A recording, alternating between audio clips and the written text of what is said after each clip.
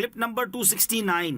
اس clip میں آپ قرآن پاک کی سورہ مائدہ کی آیت نمبر 106 اور 107 کی تلاوت، ترجمہ اور تفسیر قرآن صراط الجنان سماعت فرمائیں گے۔ بسم اللہ الرحمن الرحیم۔ ترجمہ: اللہ کے نام سے شروع جو نہایت مہربان رحمت والا ہے۔ یا ایہا الذین آمنوا شہادت بینکم اذا حضر احدکم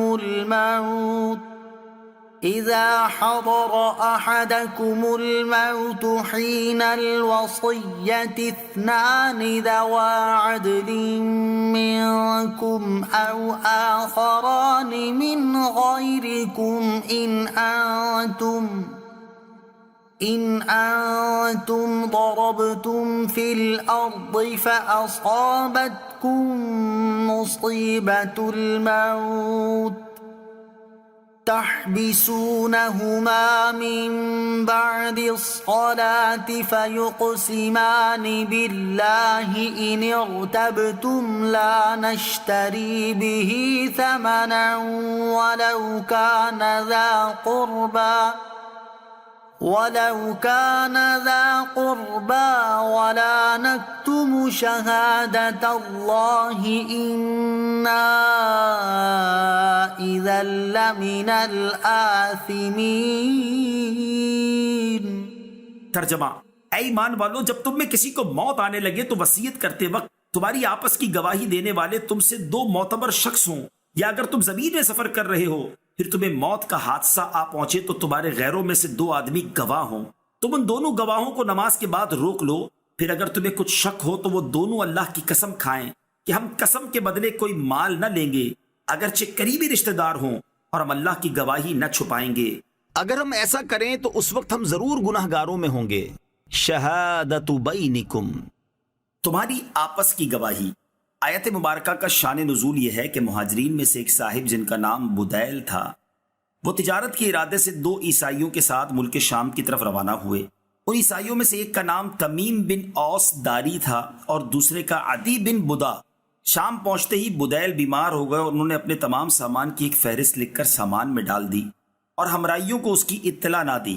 جب مرض کی شدت ہوئی تو بدیل نے تمیم اور عدی دونوں کو وصیت کی کہ ان کا تمام سرمایہ مدینہ شریف پہنچ کر ان کے گھر والوں کے حوالے کر دیا جائے۔ پھر بدیل کی وفات ہو گئی۔ ان دونوں نے ان کی موت کے بعد ان کا سامان دیکھا تو اس میں ایک چاندی کا جام تھا جس پر سونے کا کام کیا ہوا تھا، اس میں 300 مسکال چاندی تھی۔ بدیل یہ جام بادشاہ کو نظر کرنے کے قصد سے لائے تھے۔ ان کی وفات کے بعد ان کے دونوں ساتھیوں نے اس جام کو غائب کر دیا اور اپنے کام سے فارغ ہونے کے بعد جب یہ لوگ مدینہ طیبہ پہنچے تو انہوں نے بدیل کا سامان ان کے گھر والوں کے سپرد کر دیا۔ سامان کھولنے پر فہرست ان کے ہاتھ میں آ گئی جس میں تمام سامان کی تفصیل تھی۔ سامان کو اس فہرست کے مطابق کیا لیکن جام نہ ملا۔ اب وہ تمیم اور عدی کے پاس پہنچے اور انہوں نے دریافت کیا کہ کیا بدیل نے کچھ سامان بیچا بھی تھا؟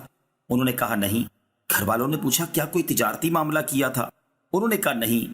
پھر گھر والوں نے دریافت کیا کہ کیا بدیل بہت عرصہ بیمار رہے اور انہوں نے اپنے علاج میں کچھ خرچ کیا تھا؟ انہوں نے کہا نہیں، وہ تو شہر پہنچتے ہی بیمار ہو گئے اور جلد ہی ان کا انتقال ہو گیا۔ اس پر ان لوگوں نے کہا کہ ان کے سامان میں ایک فہرست ملی ہے، اس میں چاندی کا ایک جام سونے سے منقش کیا ہوا جس میں 300 مسکال چاندی ہے، یہ بھی لکھا ہے لیکن وہ موجود نہیں ہے۔ تمیم و عدی نے کہا ہمیں نہیں معلوم، ہمیں تو جو وصیت کی تھی اس کے مطابق سامان ہم نے تمہیں دے دیا، جام کی ہمیں خبر بھی نہیں۔ یہ مقدمہ رسول اللہ صلی اللہ علیہ وسلم کے دربار میں پیش ہوا۔ تمیم و عدی وہاں بھی انکار پر جمے رہے اور قسم کھا لی۔ اس پر یہ آیت نازل ہوئی۔ حضرت عبداللہ ابن عباس رضی اللہ تعالیٰ عنہما کی روایت میں ہے کہ پھر وہ جام مکہ مکرمہ میں پکڑا گیا۔ جس شخص کے پاس تھا اس نے کہا کہ میں نے یہ جام تمیم و عدی سے خریدا ہے۔ جام کے مالک کے گھر والوں میں سے دو شخصوں نے کھڑے ہو کر قسم کھائی کہ ہماری شہادت ان کی شہادت سے زیادہ قبول کی جانے کی مستحق ہے، یہ جام ہمارے فوت ہونے والے شخص کا ہے۔ اس بارے میں یہ آیت نازل ہوئی۔ آیت میں یہ حکم فرمایا گیا کہ جب تم میں سے کسی کی موت کا وقت قریب آئے اور زندگی کی امید نہ رہے، موت کے آثار و علامات ظاہر ہوں، تو اپنوں میں سے دو آدمیوں کو وصیت کا گواہ بنا لو، اور سفر وغیرہ میں ہو اور اپنے آدمی یعنی مسلمان نہ ملے تو غیر مسلموں کو گواہ بنا لو۔ تحبسونہما من بعد الصلاۃ، تم ان دونوں گواہوں کو نماز کے بعد روک لو۔ اس سے پہلے وصیت پر گواہ بنانے کا طریقہ بتایا گیا۔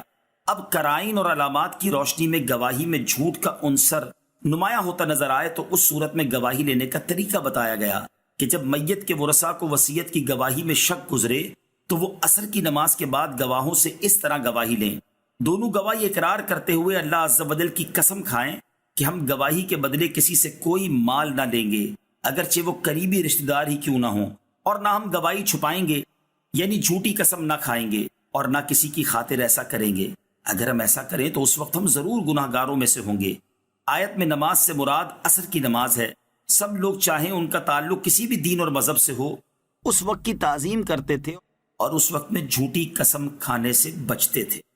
فَإِنْ عُثِرَ عَلَىٰ أَنَّهُمَا اسْتَحَقَّا إِثْمًا فَآخَرَانِ يَقُومَانِ مَقَامَهُمَا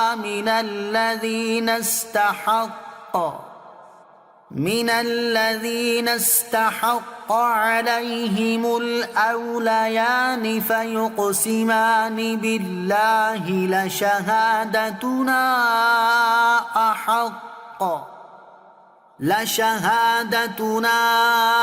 أحق من شهادتهما وما اعتدينا إنا إذا لمن الظالمين۔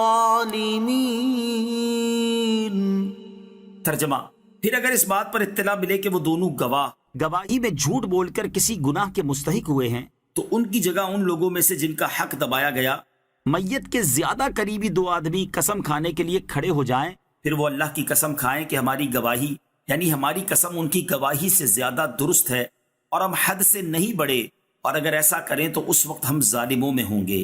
فَإِنْ عُثِرَ عَلَىٰ أَنَّهُمَا اسْتَحَقَّا إِثْمًا، پھر اگر پتہ چلے کہ وہ کسی گناہ کے سزاوار ہوئے، وصیت کے گواہوں کا جھوٹ ثابت ہو جائے، جیسا کہ یہاں تمیم اور عدی کا جھوٹ ثابت ہوا کہ پیالہ مکہ معظمہ میں پکڑا گیا، تو اس صورت میں حکم یہ ہے کہ میت کے وارثوں میں سے دو آدمی قسم کھا کر کہیں کہ یہ دونوں امین جھوٹے ہیں، ہماری گواہی یعنی قسم ان دونوں کی گواہی سے زیادہ درست ہے اور ہم حد سے نہیں بڑھے، اگر ہم ایسا کریں گے تو اس وقت ہم ظالموں میں ہوں گے۔